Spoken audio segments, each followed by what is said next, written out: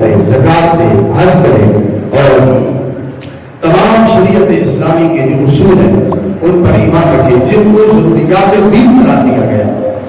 یہ plus of اسلام، ان پر عمل کرنے سے انسان جنتی بنتا ہے.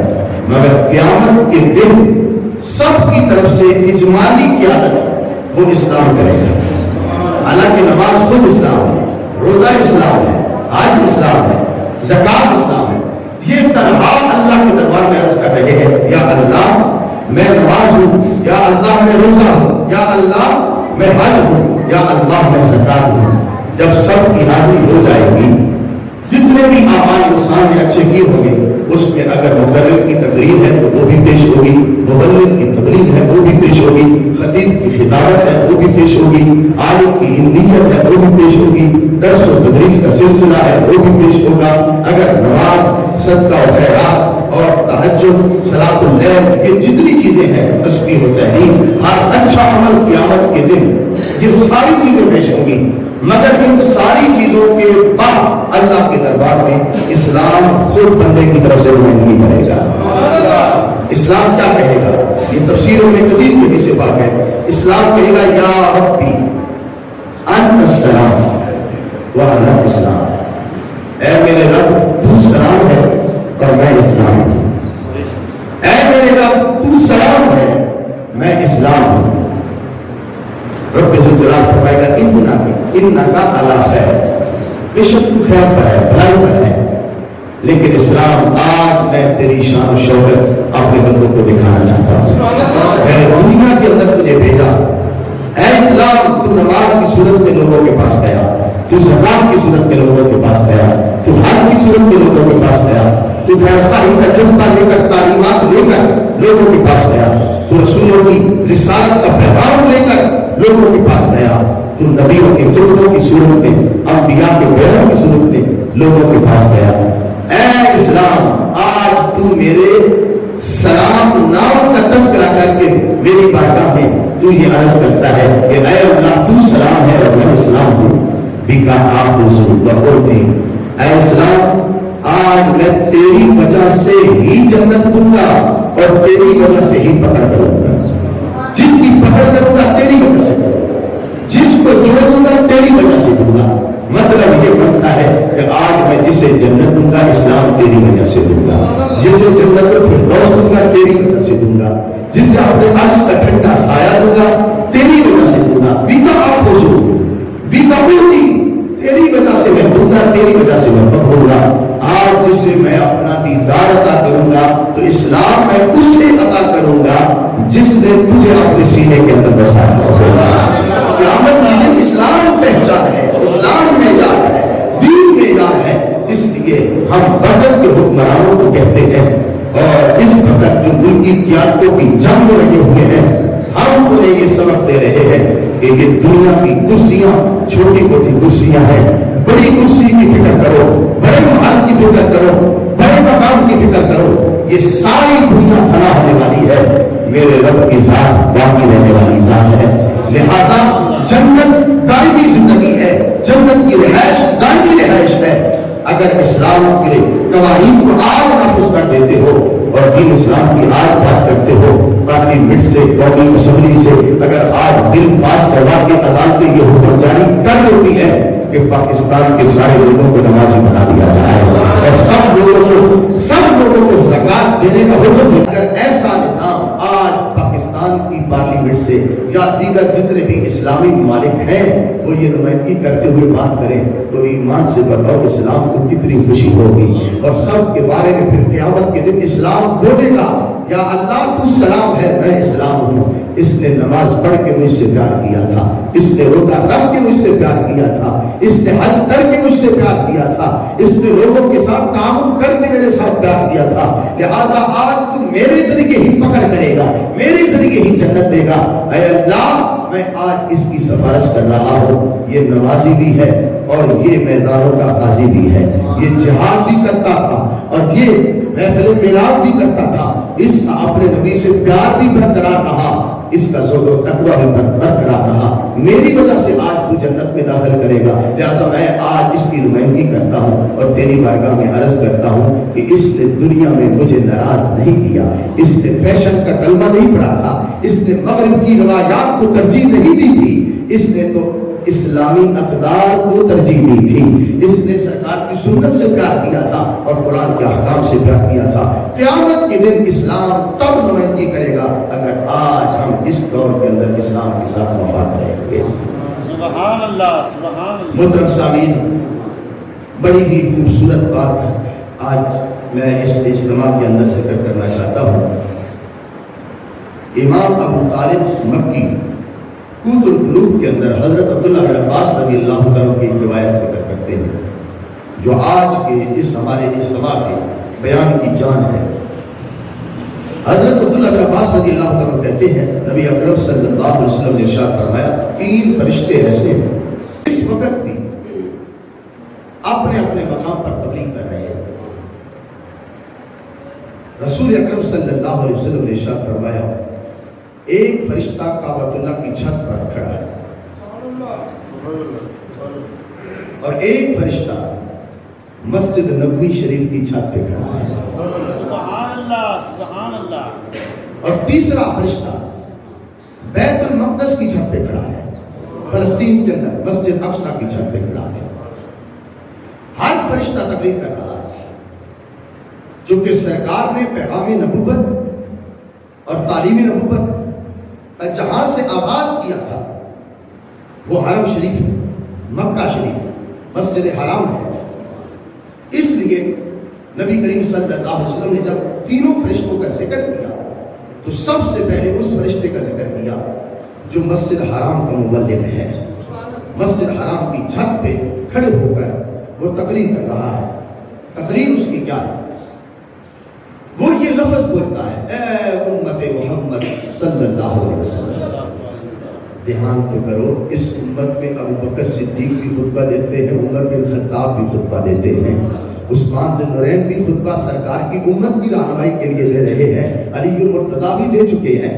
یہ سب امت کے علماء سرکار کی امت کی بہتری کے لیے نبی کریم علیہ السلام کی سیرت کی روشنی میں خطبہ دے رہے ہیں کہ سرکار کی امت جنتی بن جائے، قیامت کے دن کامیاب ہو جائے۔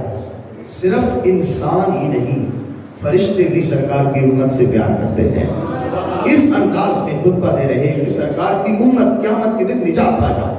جب انہیں سرکار کی امت سے اتنا اخلاص ہے، اتنا پیار ہے کہ وہ اس کی بہتری چاہتے ہیں، تو پھر اس امت کو بھی اپنی بہتری کی فکر ہونی چاہیے، اس امت کو بھی اپنی فلاح کی فکر ہونی چاہیے، اسے بھی اپنی نجات کی فکر ہونی چاہیے۔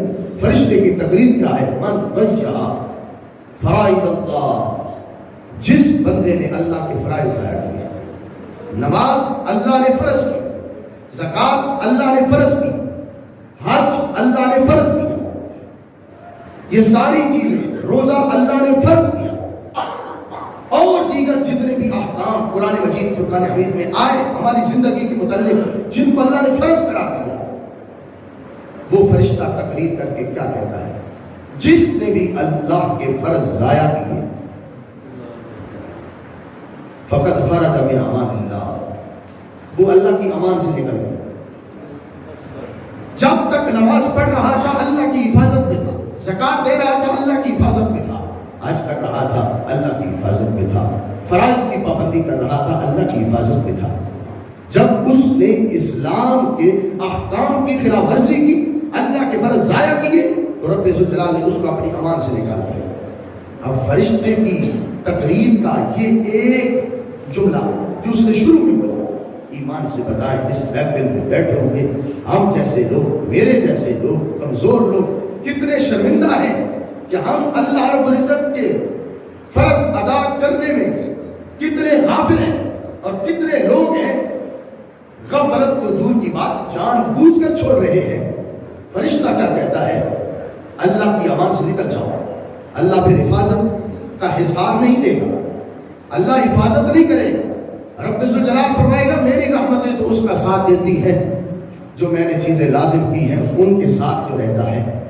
اس واسطے کتنے لوگ ہیں نماز فرض جانتے ہیں، زکات فرض ہے جانتے ہیں مگر اس کے باوجود ضائع کر رہے ہیں.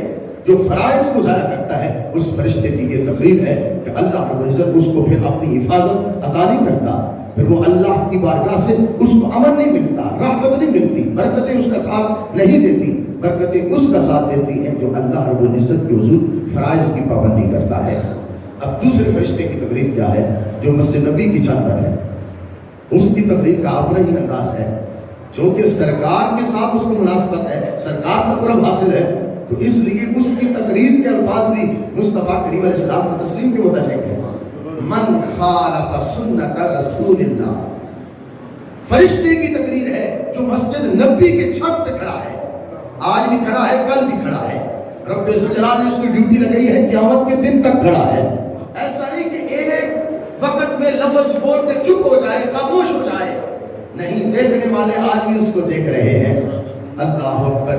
ان فرشتوں کو کون دیکھ سکتا تھا؟ اس محفل کے اندر حاجی بھی بیٹھے ہیں، معتبر بھی بیٹھے ہیں، جنہوں نے حج بھی کیا، عمرہ بھی کیا، مسجد نبی دیکھی ہے، مسجد حرام کی زیارت کی ہے، اور کعبہ اللہ شریف کی چھت کی طرف دیکھ کر حیران بھی ہوتے ہیں کہ یہ کیسا مقام ہے جہاں حضرت بلال حبشی کو رب ذوالجلال نے احساس عطا کیا تھا. سب لوگ وہاں جا کے تعجب کی اور تمنا اور آرزو کی آہیں بھرتے ہیں، لیکن جب مسجد نبی کے قریب پہنچتے ہیں تو وہاں ان کے دل میں یہ بات آتی ہے، تمنا ہوتی ہے کہ سرکار دو عالم صلی اللہ علیہ وسلم یہاں جلوہ گر ہے، دائیں طرف سے آتے ہوں گے، ہر طرف سے رحمتیں نازل ہو رہی ہیں. یہ توجہ وہاں جا کر سرکار کے روزے پر ہوتی ہے کہ اس فرشتے کی تقریر کیا ہے جو ہر وقت سرکار دو عالم صلی اللہ علیہ وسلم کی محبت کی تقریر دے رہا ہے. من خالف سنت رسول اللہ. اے رسول اکرم، نور مجسم، شفیع معظم صلی اللہ علیہ وسلم کی امت جس نے سرکار کی سنت کی مخالفت کی، لم تنده شفاعت رسول اللہ، اس کو سرکار کی شفاعت نہیں ملے گی. شفاعت اس کو ملے گی جس نے سرکار کی سنت سے وفا کی. جو نبی کریم صلی اللہ علیہ وسلم کی سنت کی مخالفت کرتا ہے وہ سرکار کی سنت، سرکار کی شفاعت کا حقدار نہیں ہے. ہم نے پچھلے دنوں فہم دین کورس میں یہ مسئلہ بتایا کہ کچھ لوگ تو ایسے ہیں کہ جو شفاعت کا انکار کرتے ہیں، حالانکہ بحر الرائق کے اندر یہ مسئلہ موجود ہے کہ جس شخص نے کلمہ پڑھ کر سرکار کی شفاعت کا انکار کیا، ائمہ کیا کہتے ہیں؟ وہ شخص امامت کے لائق نہیں ہے، وہ شخص دار اسلام سے خارج ہے، اس کے پیچھے نماز نہیں ہوتی. اگرچہ کہے کہ میرے رسول حضرت محمد مصطفیٰ صلی اللہ علیہ وسلم ہے، میرے نبی حضرت محمد مصطفیٰ صلی اللہ علیہ وسلم ہے، لیکن میں ان کی شفاعت کو نہیں مانتا. جو سرکار کی شفاعت کا انکار کرے اس کی امامت جائز نہیں، اور اس کے پیچھے جو نماز پڑھی جاتی ہے وہ نماز درست نہیں ہے، وہ نماز ضائع ہو جائے گی. یہ بحر الرائق کے اندر مسئلہ ہمارے علماء اکرام نے لکھا، فقہاء اکرام نے لکھا کہ وہ شخص دائرہ اسلام سے خارج ہے. اس فرشتے کی یہ تقریر ہے. اللہ اکبر. سرکار کی شفاعت تو وہ شفاعت ہے کہ مسجد نبوی کی چھت پہ کھڑے ہونے والے فرشتے کو بھی معلوم ہے کہ جو قیامت کے دن شفاعت کبریٰ کا دروازہ کھولیں گے وہ ہمارے محبوب علیہ السلام ہیں.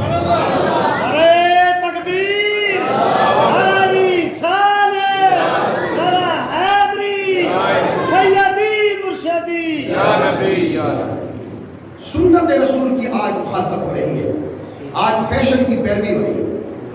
عجب بات ہے، لوگ لباس بدل کے، مغرب کا لباس پہن کر، لوگ بال کٹوا کے مغرب کے لوگوں کی طرح بال کٹوا کر، لوگ اپنے رسم و رواج میں تمام روایات میں یہود و نصارہ کی پیروی کر کے گھروں میں ڈشیں لگا کر، کیبل لگا کر، ڈرامے دیکھ کر اپنی شادی بیاہ کی تقریبات کو آلودہ کر کے پھر کہتے ہیں ہم مسلمان ہیں. یہ کیسے مسلمان ہیں؟ یہ کیسے مسلمان ہیں جن کا بدن ایک وجود کی صورت وہ یہ بتاتی ہے کہ ہم تو مغرب کے پیروکار ہیں، ہمارے جسم پہ ان کی مرضی ہے. چہرے کو دیکھو تو چہرے پہ سنت رسول صلی اللہ علیہ وسلم نہیں ہے، اس کی مخالفت ہے. فرشتے کی یہ تقریر ہے کہ جو سنت رسول کی مخالفت کرتا ہے قیامت کے دن اس کو سرکار کی شفاعت نہیں ملے گی. ہم بڑی آسانی کے ساتھ کہتے ہیں کہ ہم غلام رسول صلی اللہ علیہ وسلم ہیں، جبکہ ہمارا لباس ایکٹروں کے لباس پر ہے. ہماری بچیوں کے لباس ان ایکٹروں کی نمائندگی کر رہے ہیں کہ جو ڈراموں میں فلموں کے اندر یہود و نصارہ کے ایجنٹ پیسے دے کر امت مسلمہ کو بے راہی کا شکار کر رہے ہیں. کیا یہ صراط مستقیم ہے؟ کیا اس طرح مسلمان ہونے کا، سرکار کے ساتھ وفا کرنے کا یہ جذبہ ہے، یہ طریقہ ہے، یہ تصویر ہے مسلمانوں کی؟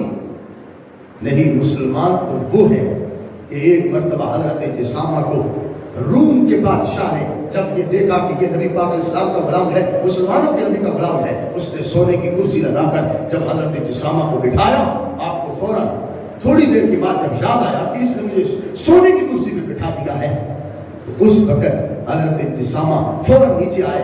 اس نے کہا میں نے آپ کو عزت دی تھی کہ آپ مسلمانوں کے نبی کے پیغام لے کر آئے ہو، پیغام رسیدہ ہو. تو حضرت جسامہ نے کہا میرے نیچے سونے کی کرسی ہے، میں تیرے بادشاہ تیرے اس دربار کی توہین تو برداشت کر سکتا ہوں، مگر رسول کریم علیہ السلام کی سنت کی مخالفت نہیں کر سکتا. مجھے میرے محبوب علیہ السلام نے حکم دیا ہے، سرکار نے فرمایا کہ سونے کی کرسی پہ نہ بیٹھو. جب سرکار نے منع کر دیا ہے، ہم تیرے شاہی دربار کے ادب و احترام نہیں دیکھیں گے، ہم تو رسول کائنات کا فرمان دیکھیں گے. حضرت حذیفہ بن یمان جنگ کے اندر موجود تھے، سامنے کافروں کی فوج تھی، مسلمان کھانا کھا رہے تھے، ایک لقمہ مل گیا. حضرت حذیفہ بن یمان نے فوراً اسے اٹھایا، چھاڑ کر اسے کھا لیا. ایک سپاہی نے کہا حذیفہ بن یمان کیا کر رہے ہو؟ یہ لوگ تانا دیں گے، اسلام کو تانا دیں گے، اسلامی فوجیوں کو تانا دیں گے کہ مسلمان بھوکے ہیں، انہیں کھانے کو کچھ نہیں ملتا. اس موقع پر حضرت حذیفہ بن یمان نے کتنی خوبصورت بات کی اور سنت رسول صلی اللہ علیہ وسلم کا پرچم بلند کر دیا اور کائنات میں آنے والے لوگوں کے لیے نبی کریم علیہ السلام کی سنت کا پیغام چھوڑا. کہا اے میری فوج کے سپاہی، کیا میں ان احمقوں کی وجہ سے مصطفیٰ کریم کی سنت چھوڑ دوں؟ یہ تو میرے محبوب علیہ السلام کا طریقہ ہے. یہ وہ مسلمان تھے جن مسلمانوں نے ہر بات پر عمل کیا، سرکار کی سنت کا دفاع کیا. انہوں نے یہ نہیں دیکھا کہ محفل میں بیٹھے ہیں تو سنت پہ عمل کریں، لوگوں کو پتا چل جائے کہ یہ بڑا سنت کا عامل ہے. وہ تنہائی میں تھے، وہ میدان میں تھے، وہ جہاد میں تھے، کسی مقام پر بھی تھے، انہوں نے سنت رسول علیہ السلام کا ساتھ نہیں چھوڑا.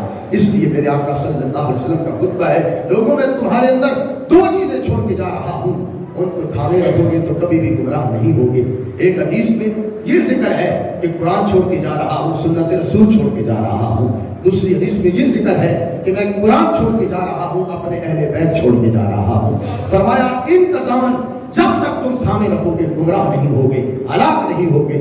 آج امت مسلمہ اگر بے راہی کا شکار ہے، دیکھ لیجئے اس محفل میں بیٹھے ہوئے احباب، آج جمعہ مبارک میں ہم حاضر ہیں، ہم نے قرآن کے ساتھ کتنی وفا کی.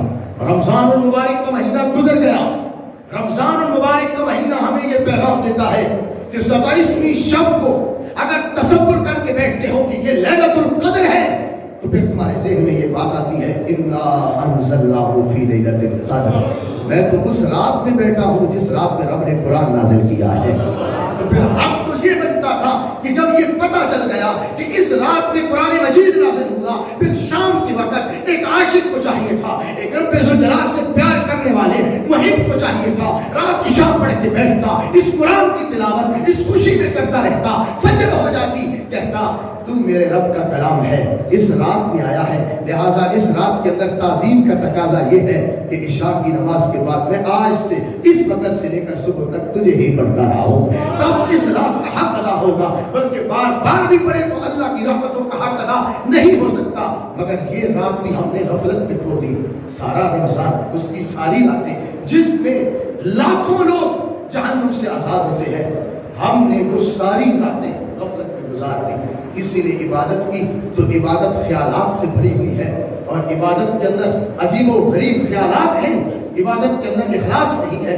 ہمیں یہ سوچنا ہوگا کہ ہم مسلمان ہیں. جب مسلمان ہیں تو پھر یہ سوچنا ہوگا کہ مسلمانوں کا نصاب کیا ہے. جب اس بات کا احساس ہوگا کہ اسلام ہمارے دل میں ہے، ایمان ہمارے دل میں ہے، تو پھر پھر اس بات کی فکر ہونی چاہیے کہ اسلام کا تقاضا کیا ہے، ایمان کا تقاضا کیا ہے، ایمان کسے کہتے ہیں، اسلام کسے کہتے ہیں، اسلام کس چیز کا حکم دے رہا ہے۔ میرے بھائیوں، یہ وہ باتیں ہیں جن باتوں کی طرف میں آپ کو متوجہ کرنا چاہتا ہوں۔ اللہ رب العزت اس کے دین کا کام ہو رہا ہے، ہوتا رہے گا، یہ دین کا کام رکنے والا نہیں۔ مگر ہم سوچیں کہ ہم نے خود دین کا کتنا کام کیا ہے۔ میں نے پرسوں ایک روایت پڑھی تفسیر روح البیان کے حوالے سے، یقین جانیے مالک بن دینار کے حوالے سے پڑھا کہ وہ گزر رہے تھے، ایک بچے کو دیکھا، وہ بچہ مٹی کے ساتھ کھیل رہا تھا۔ حضرت مالک بن دینار کہتے ہیں میں نے اسے دیکھا مٹی کے ساتھ کھیلتا بھی، کبھی ہنستا ہے کبھی روتا ہے، تو میرے دل میں یہ بات آئی، میرے نفس نے کہا، سوچا کہ اسے سلام کرو۔ یہ میرے نفس نے مجھے کہا اس کو سلام نہ کرو، اور دوسری طرف عقل تھی جو رب ذوالجلال کی عطا کردہ نعمت تھی، عقل نے کہا اس بچے کو سلام کرو، اس لیے کہ سلام کرنا رسول کریم علیہ السلام کی سنت ہے۔ جب سرکار چھوٹوں پر گزرتے، بڑوں پر گزرتے، ان کے قریب سے گزرتے تو انہیں سلام کہتے۔ اپنے نفس کی مخالفت کرو، سرکار کی سنت سے وفا کرو۔ حضرت مالک بن دینار کہتے ہیں میں نے سرکار کی سنت کے مطابق اس کو سلام کیا، اس نے مجھے سلام کا جواب دیا۔ وہ بچہ تھا، میں حیران ہوں، میری پہلی ملاقات تھی، میں اس کے قریب سے گزر رہا تھا، وہ میرے نام سے واقف تھا۔ اس نے کہا وعلیک السلام ورحمۃ اللہ وبرکاتہ یا مالک بن دینار، اے مالک بن دینار تم پر سلامتی نازل ہو، رحمت نازل ہو۔ میں نے کہا اے رسول کریم علیہ السلام کی امت کے چھوٹے بچے، تم مجھے کیسے پہچانتے ہو، کیسے پہچان لیا، میرا نام تم کیسے جانتے ہو؟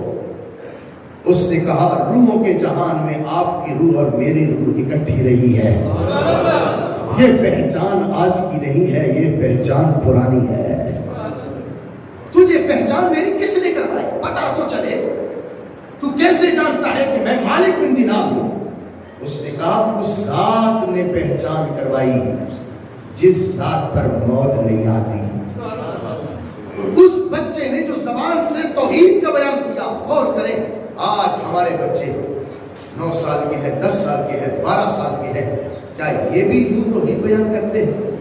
وہ چھوٹا سا بچہ سرکار کی امت کا، وہ نوخیز اللہ کا ولی، اس کا پیغام کتنا خوبصورت ہے کہ مالک بن دینار جیسے بندے حیران ہیں اس کی تقریب پر۔ اس نے کہا مجھے اس ذات نے آپ کی پہچان کروائی ہے جس پر موت نہیں آتی، فنا نہیں ہوتی، جو ذات ہمیشہ باقی رہنے والی ذات ہے، اس ذات نے مجھے پہچان کروائی ہے۔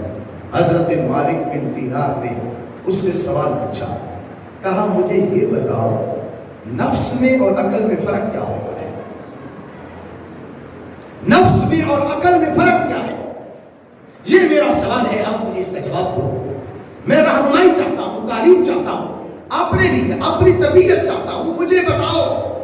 تم ذہین لگتے ہو، اللہ کے ولی لگتے ہو کہ تم روحوں کا نصاب آج بھی مجھے پڑھا رہے ہو۔ میں نہیں جانتا کہ میرے ساتھ تمہاری وہاں ملاقات ہوئی، لیکن تم جانتے ہو وہاں ملاقات ہوئی۔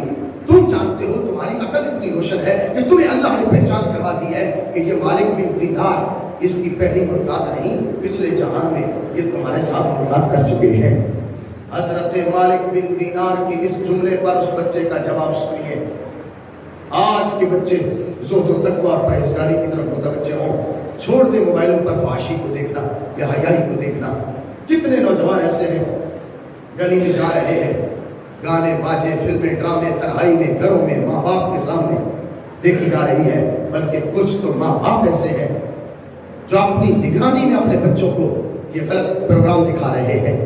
رات 12 بجے تک بے حیائی دیکھی جاتی ہے اور صبح اٹھ کے کہتے ہیں ہم مسلمان ہیں۔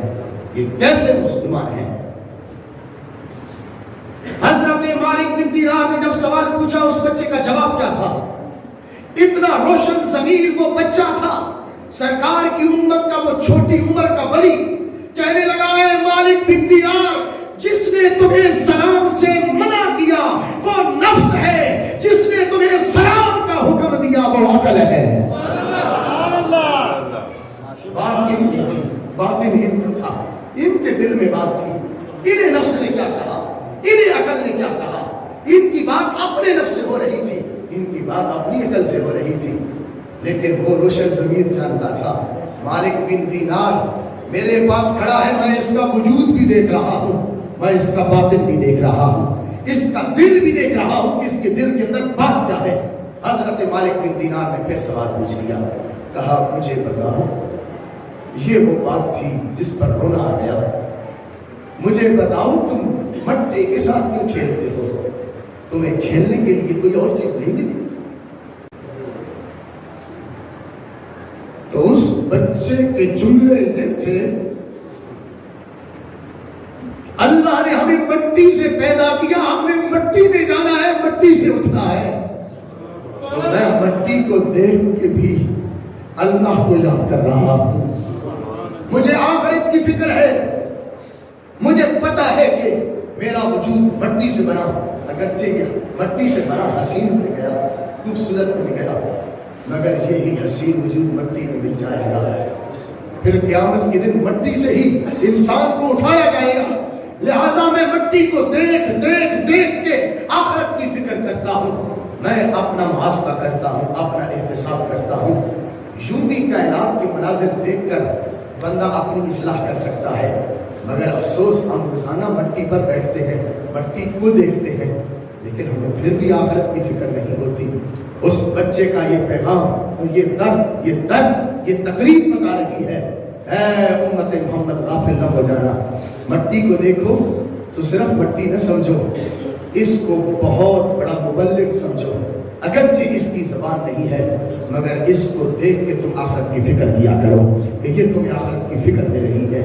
حضرت مالک بن دینار نے کہا تم مسکرا رہے تھے اور ساتھ ہی ہنستے بھی تھے، دونوں حالتیں تمہارے اوپر تھی. جبکہ جو روتا ہے